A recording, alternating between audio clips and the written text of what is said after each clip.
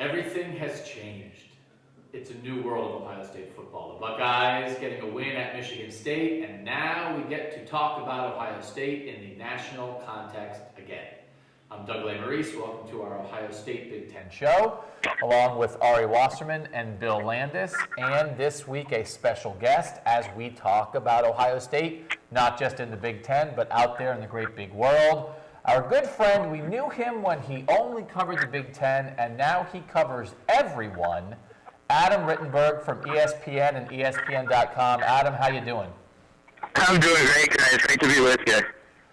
We wanted to bring you in because we know that you know the Big Ten, but you also know how everybody fits in the national landscape. So as we get ready for the playoff committee to have their third poll of the season tonight, where do you think Ohio State is going to land in the committee's poll tonight? Yeah, Doug, it's interesting. We talked about this earlier today, and I think it's almost the most predictable spot of any team other than Mississippi State and Florida State, which are going to be 1-2, barring a huge surprise. I think Ohio State is going to be no lower than 8 and probably no higher than 8. I'd be surprised if the Buckeyes, as an improving one-loss team, but still one with a really ugly loss on the resume, are any higher than the two teams from the Big 12 that have one loss, TCU or Baylor, Arizona State, which had a big win against Notre Dame this past week, and certainly Alabama is going to be ahead of Ohio State as well. But I also don't think they should be anywhere lower than 8 because they've done more with only one loss and playing better and better than teams like Auburn and Ole Miss. So I think if you see an Ole Miss ahead of Ohio State, there's even more to worry about as far as the playoff path than it seems like there already is. And there are quite a few obstacles that Ohio State will have to get through to get into that final field of 4. Hey, Adam, this is Bill. You kind of touched on the loss to Virginia Tech as the thing that's kind of holding Ohio State back at this point.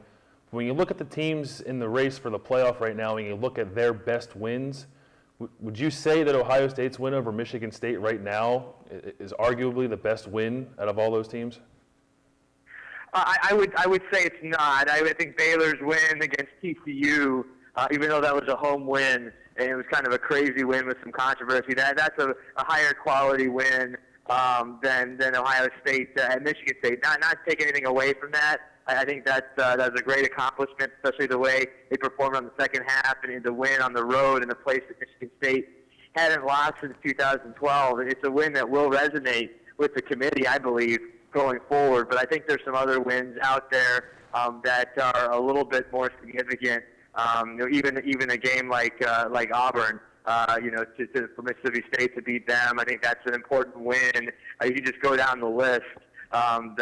Oregon is a team with some pretty good wins on its resume, including a road win against UCLA that I think will resonate with the committee. UCLA, for some reason, and you're starting to see it a little bit more now than a couple weeks ago, really has the committee's attention as a quality team. So I think everyone can kind of point to 1 or 2 wins, but Ohio State will definitely emphasize what it did on Saturday night in East Lansing.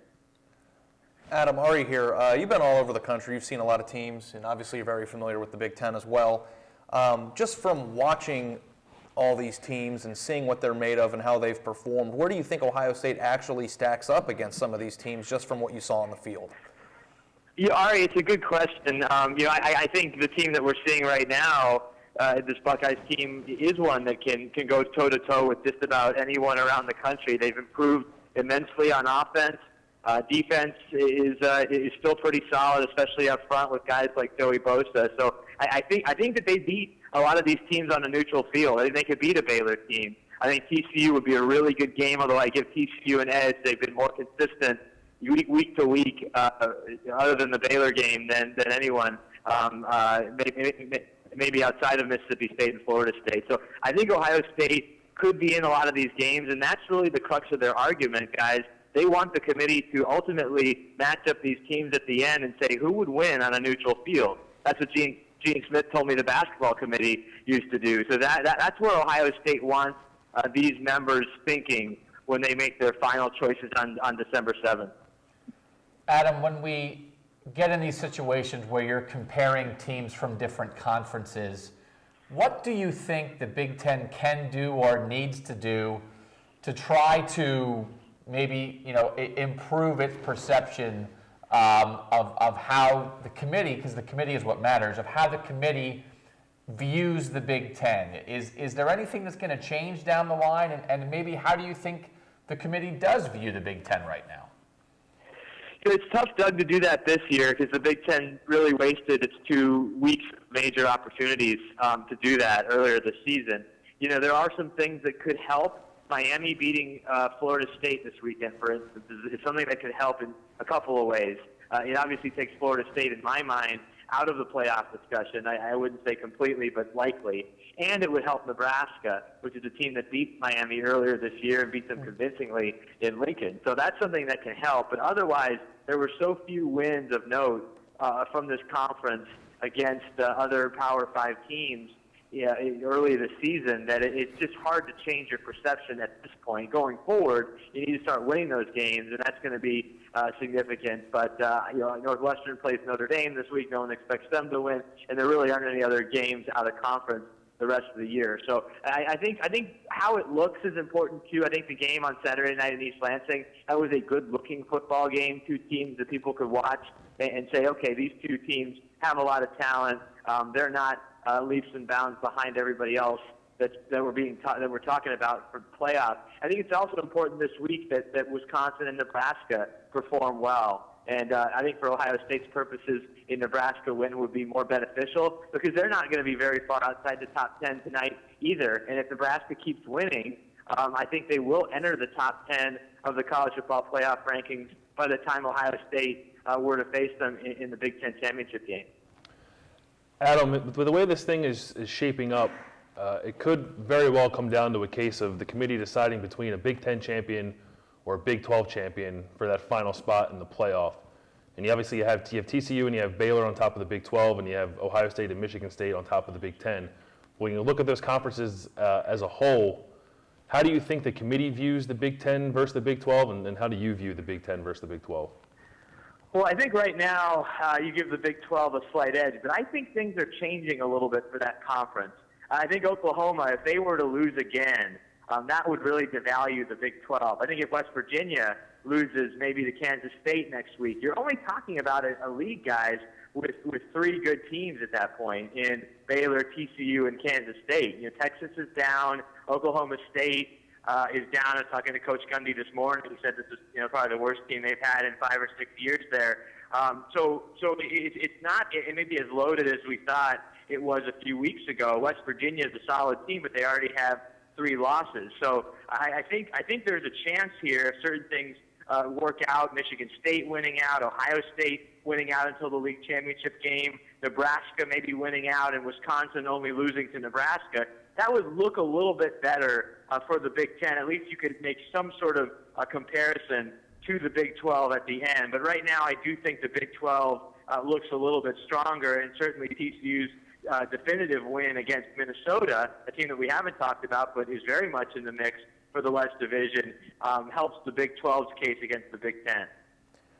Adam, you've already touched on Nebraska, Wisconsin a few times just in your answers, but from an Ohio State standpoint, obviously they've got a big win against Michigan State, a glaring loss against Virginia Tech.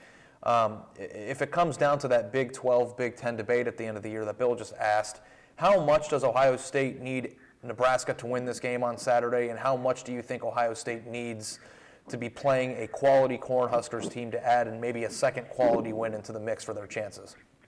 Yeah, I think it's critical because you're going to look at wins against the top 10, and I think some of those wins matter more than others. For example, Mississippi State plays they get credit for a win against Texas A&M, which was a top 10 team at the time. And they've clearly fallen out. They had a big win last week against Auburn, but I don't think anyone would say A&M is anywhere near a top 10 team this season. So, but to have that at the end of the year, a Nebraska team that if they went out would only have a 5-point road loss against Michigan State, a Nebraska team that would have maybe a very quality win against Miami, especially if Miami wins this week against Florida State. That's the best case scenario for Ohio State, and it is important that turns out to be. Wisconsin, if they were to win out, people would still look at that loss to Northwestern, which is hard to imagine from Wisconsin. And they also have a loss to LSU, an LSU team that's going to lose at least 3 games, if not 4 or 5. They're actually an underdog this week at Arkansas. So, I think it's critical that Ohio State, for the many things that they need to work out to get into that playoff mix, I think a Nebraska win on the road this week, and then followed up by a home win against Minnesota and a road win against Iowa. There's no doubt in my mind that the Huskers would be a top 10 team by the time Ohio State gets them in Indianapolis. Adam, we miss having you in the Big Ten each week, but we love reading your stuff from around the country. So thanks for taking time to join us, and hopefully we'll see you soon, man. Absolutely, guys. Great to be on with you. Thanks, Adam. Thanks, Adam.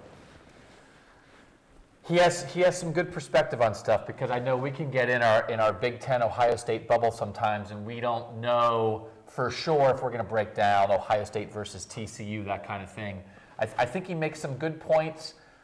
I'm fascinated to see what could happen tonight. I just am leaving open the possibility that Ohio State could be a little higher than 8. He said Ohio State, he thinks, won't be higher than 8.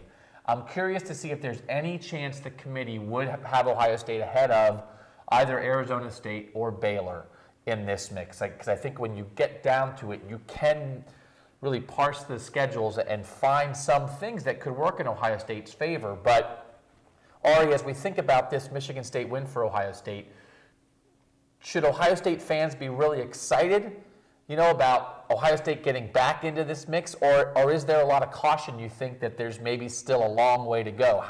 How should people be expecting the Buckeyes are going to be viewed? Well, I think that the most interesting thing, and what we talked about and what I wrote about after the game, is not necessarily maybe where Arizona State and Baylor are in relation, because they're one-loss teams, but the thing that I would be concerned with if I were an Ohio State fan is if Ole Miss with 2 losses or there's a 2-loss team, because that would indicate there's a lack of respect. That's a game changer. You know, I think that you don't want to see anything. If there's a toss-up and Ohio State is on the bottom half, on the wrong side of the toss-up, I think Ohio State can live with that. If there is a situation where there's a team with 2 losses, that's an indication that Ohio State doesn't have the committee's respect, and that would be a bigger red flag. I think being number 8 with a month left in the season, we've watched college football long enough to know anything can happen. Wouldn't be a terrible place to be, because there's only 3 more teams you'd have to jump to be into the top 4. So I think just being in the conversation right now is big. Ohio State still has 3 more games left. Every other team in front of them has 3 games left, plus conference championships. I think being number 8 would not be the ideal situation for Ohio State, but I think that would be a satisfying place for them to be if that's where they do land. As a reminder, Ohio State, and again, as another reminder, polls don't matter. However, Ohio State is 7 in the coaches poll. They are 8 in the AP poll, and in our first 4 poll here, where we have 13 writers from around the country, I vote in that as well. Ohio State was 8th this morning when we released that. Everybody's pretty much in agreement. It's Mississippi State, Florida State, then you go back and forth. Is Oregon 3rd and Bama 4th, or vice versa? But those are the top 4, I think, that we're going to see tonight. Then everybody else has TCU 5, Baylor 6, and most of the places have Arizona State 7 and Ohio State 8. Bill, we know that there's a lot left, and there's sort of 2 things at play here. It's sort of hard to talk about and write about sometimes. It's what we think is going to happen with the committee, which is the only thing that matters. What is going to happen? But then there's the what should happen. Our opinion on, is the committee right? We're not going to pretend that we're experts, like a guy like Adam Rittenberg is, about every other team in the country. But the team that you saw Saturday, the Ohio State team you saw, you went back and did your TV rewatch, as you do every week. That post just went up a little while ago. Watching that game again, do you think that Ohio State team can compete with the top 6, 7 teams in the country? Or do you think, from what you know, and I'm asking you not what you know, compare Ohio State to Alabama, but did that Ohio State team look like a team, in your opinion, that can play with anybody? Yeah, it did. And I'm not, you said it, I'm not an expert. I've seen a bit of Florida State. I haven't seen Mississippi State at all, a bit of Oregon, a bit of Alabama. So I don't have a complete picture of what those teams actually look like. But from what I saw from Ohio State on Saturday night against Michigan State, was a dominant offense and a defense that gave up some yards, but ultimately was good enough to beat the number 8 team in the country on the road. And I asked Adam that question about who has the best win. And I don't know if Ohio State's win over Michigan State is the best win, but I do know that Ohio State, among all the teams in the playoff, is the only one, and correct me if I'm wrong, to go on the road and beat a top 10 team. I think that does matter, and I think it's hard. You look at teams and you're trying to figure out what's the quality win. Well, when you beat a team, they lose. So it's like, of course, that team has a loss. I think it seems like, talking to Adam, he said, when I talked to him earlier today even, he emphasized Michigan State's still a good team. Yeah. Michigan State has losses to Ohio State, which certainly looks like a good team, and Oregon, which certainly looks like a good team. If Michigan State was in a different place, maybe Michigan State could be undefeated if they had a different schedule or in a different conference. I think the thing that is hard to get past for me a little bit at this point is any idea that there's a gap between, for instance, TCU and Baylor, and then you go down to Ohio State. I think that should be, a strong conversation about, where they are in that mix. And one of the things I think is interesting is a lot of times when we were watching these other Big Ten games on Saturday, Indiana, Penn State, and Michigan Northwestern set back offense 100 years. Both those games, nobody could score. But those are football games? And people want to say, well, is that terrible offense? Is some of it good defense? Alabama and LSU didn't score a lot of points in their game. Alabama found a way to win, to beat LSU. That's a tough win. They had to go to overtime in a low-scoring game. TCU and Baylor, they have high-scoring games. Ohio State, Michigan State was a high-scoring, offensively fueled game. We know both those teams ranked decently in defense as well, but do you think that offense, does it matter at all that Ohio State is winning not 20-10, but they're winning 49-37? Do you think that matters at all? Because you can win impressively, but it be low scoring. Does it matter if you win impressively, but it's high scoring? I think that when you watch a football game, as the committee's supposed to be doing, you get a sense for whether it's quality football or not, regardless of... I just took your water. That was really weird. Yeah. And you thought that was quality football? Which game? I thought I think you can tell. And what I think is interesting is that, there is an eye test part of this now. The whole quality wins and the, bonus points or whatever, the piling it on in the past might have worked for the BCS race, but now that you have people watching it, I think they can tell the difference between Bama's win at LSU and Michigan Northwestern. Even though both were low-scoring games, one was a high-quality football game and one was a low-quality football game. I think that that's a real thing. The thing that I think Ohio State will benefit from is that they went on the road and played a team that is perceived to have one of the best defenses in the country. And I think there were some great defensive plays, but they were still able to look good. And really they won by 12, but they did kind of blow Michigan State out at night on their home field. And I think that's a very, very impressive thing for people to consider. And if they would have won 24-10, I think that also would have been equally impressive as long as it looked good. The most interesting thing that I think Adam said when we were talking to him was that you could tell that was a good-looking football game. Yeah.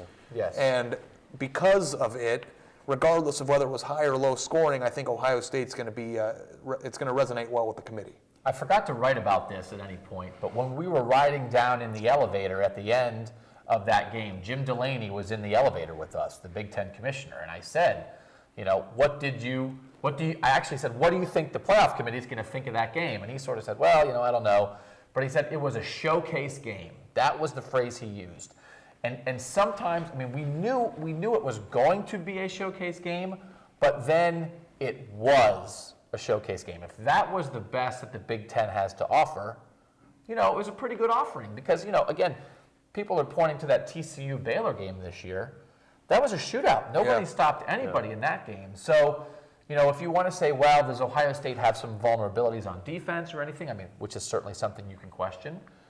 There are other highly ranked teams who have vulnerabilities on defense.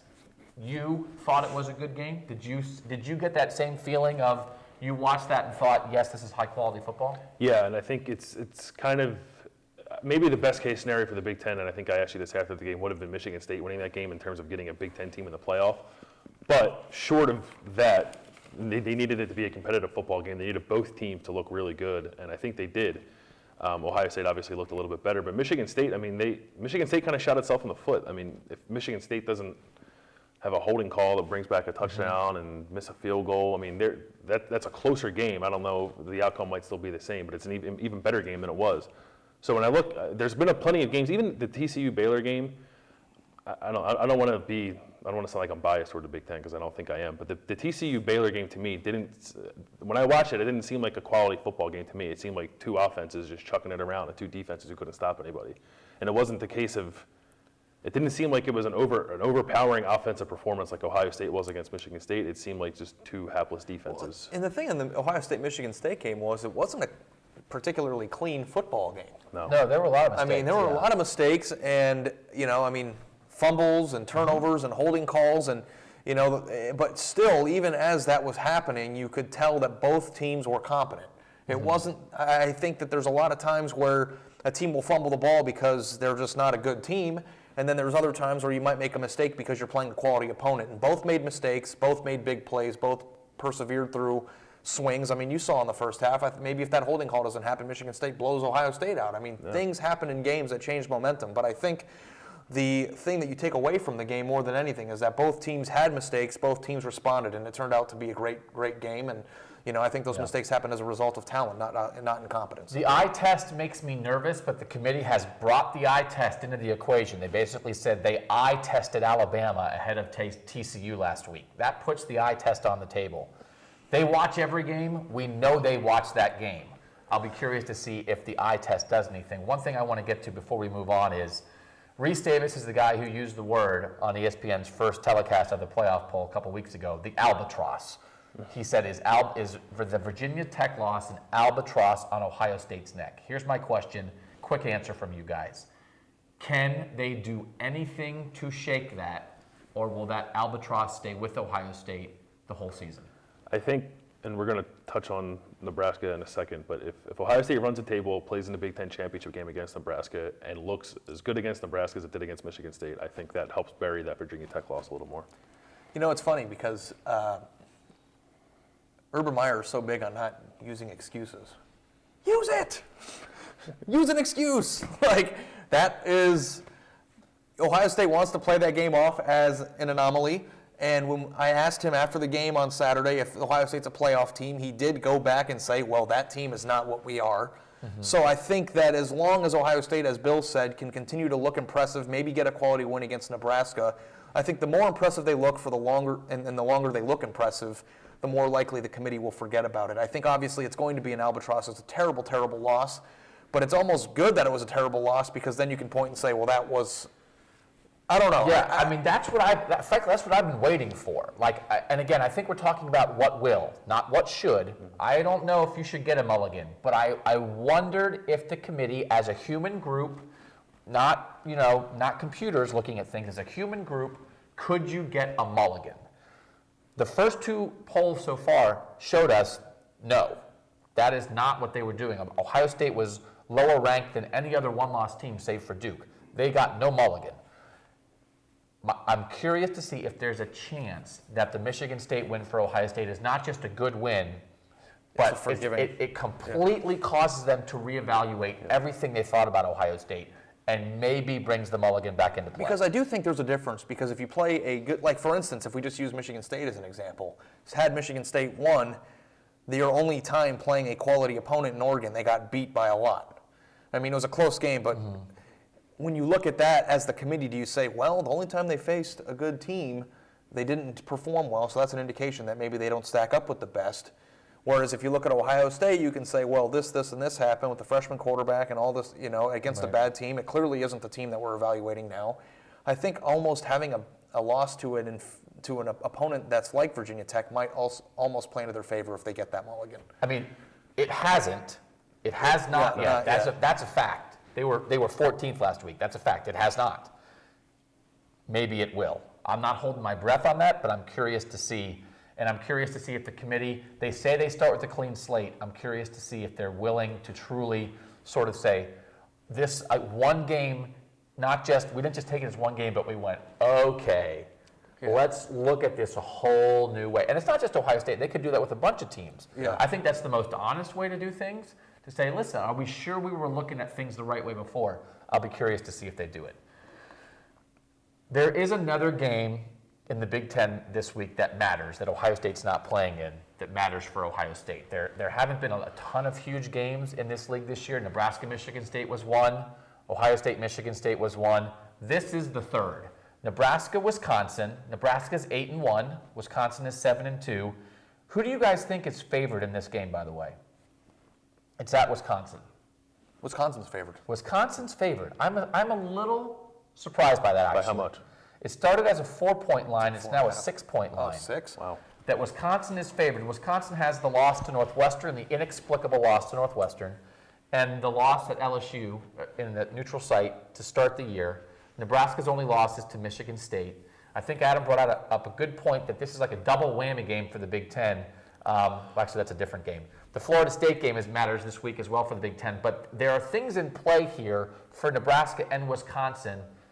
You know, again, we're not going to pretend that we watch these two teams every week. Do you think this will be a high-quality game? There's two really good running backs in this game with Amir Abdullah and Melvin Gordon.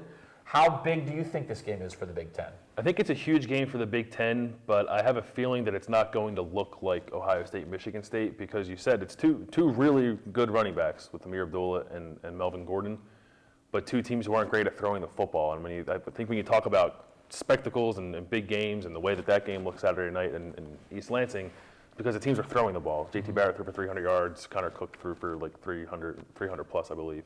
That's not going to happen in this game. It's going to be kind of a slugfest. Now, it could be high scoring, I don't know, but I think it's kind of going to plod along a little bit, and you're going to have two running backs kind of going head to head, and may the best man win. I want to ask you about this too. When we look ahead to this, you have to expect the winner of this Nebraska-Wisconsin game is going to be the team that goes to the Big Ten title game from the West, and Ohio State's going to be there unless they lose twice.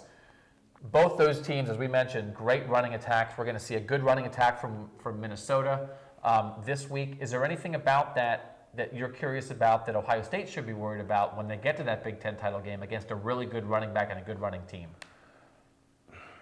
No, I'm not necessarily worried. They gave up some rushing yards against Michigan State, but I think that was a product of a couple things. Michigan State having a really good offensive line and Michigan State having a really good quarterback and being able to throw the football. Okay. Florida State's the other game this week that I think that matters to Ohio State. They're playing Miami. Florida State's only favored by a point or two in that game. Miami is 6-3. Miami is not blowing people away. They lost to Nebraska by 10. People think this could be a tight game.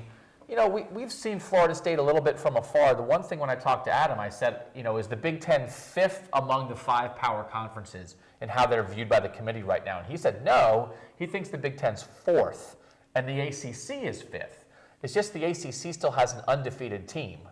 How big do you think this Florida State game is for Ohio State? If Florida State loses and the ACC no longer has an undefeated team, what does that mean? Well, I thought it was interesting that Adam said that a loss for Florida State in his mind would remove them from the playoff talk, which is funny because they would only be a one-loss team still. Right. They'd have Jameis Winston on their roster. Right. And, but it didn't really add up until he said it, but this is a huge, if you're an Ohio State fan, you got to get your U thing going this week. I think you got to pull out, you got to forget 2002, you got to, because not only would it knock Florida State behind Ohio State in the playoff poll, but then all of a sudden, Nebraska has a really quality win. Mm-hmm. And, I think you need Nebraska first and foremost to win if you're an Ohio State fan. But this is almost as big of a game for other reasons because what's better, another quality win or a team that's standing in your way dropping behind you? Yeah. It's equally as big of a game. Right. So it'd be great for the double whammy if they were able to get Nebraska win and then Miami win. Ohio State would be, if that happened, they'd be in a really, really good spot. Because it does seem like whatever you think of Ohio State right now, they have things in front of them they need to happen. They don't control their own destiny yet. One more game for Ohio State fans to watch this week, and this is not, I don't have to tell people this. Alabama, Mississippi State. It seems like Ohio State fans should be rooting for Mississippi State to win that game, give Bama a second loss, and then really clear the way for only one SEC team really being in contention. If Alabama wins that game, and Alabama's a touchdown favorite over the number 1 team in the country, if Alabama wins, still has 1 loss. Mississippi State now has 1 loss. I still think you create a scenario where you keep the opportunity alive for two SEC teams to be ahead of a Big Ten They'd almost champ. flip maybe. Yeah. Yeah, I mean, I don't think, unless Alabama destroys Mississippi State and causes people to say, whoa, Mississippi State is not the team we thought. If it's just an Alabama win at Alabama, now Mississippi State's a one-loss team with a couple decent wins and a good loss. Yeah, 24-20 And or that's something still like ahead of that, yeah. Ohio State. Yeah. So, Ohio State fans this week, they root for Nebraska over Wisconsin. They root for Miami over Florida State. They root for Mississippi State, Dan Mullen, Urban Meyer's friend, to beat Alabama. And then you wait for more chaos to happen. I think we still stand at the same spot, which is we know chaos can happen as college football. But I don't think you can just necessarily say, oh, it's going to happen. It's going to happen. You know, because I think you can still get a one-loss Pac-12 champ. You can still get a one-loss Big 12 champ. You can't assume Florida State's going to lose. And the SEC is the SEC. Ohio State still needs some help. But here we are. It's late in the season. We're talking about Ohio State in the playoff mix.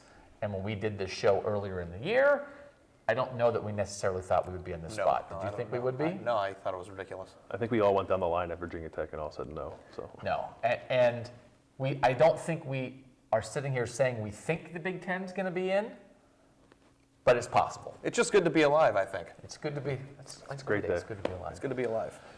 Thanks for joining us this week. Thanks to our friend Adam Rittenberg. Read him at ESPN.com. For Ari Wasserman and Bill Landis, I'm Doug Lesmerises. Keep watching all week here on cleveland.com. We'll have the reaction tonight from the unveiling of the playoff poll and then coverage all week leading up to Ohio State at Minnesota at noon on Saturday. Thanks as always for following along with our Ohio State coverage.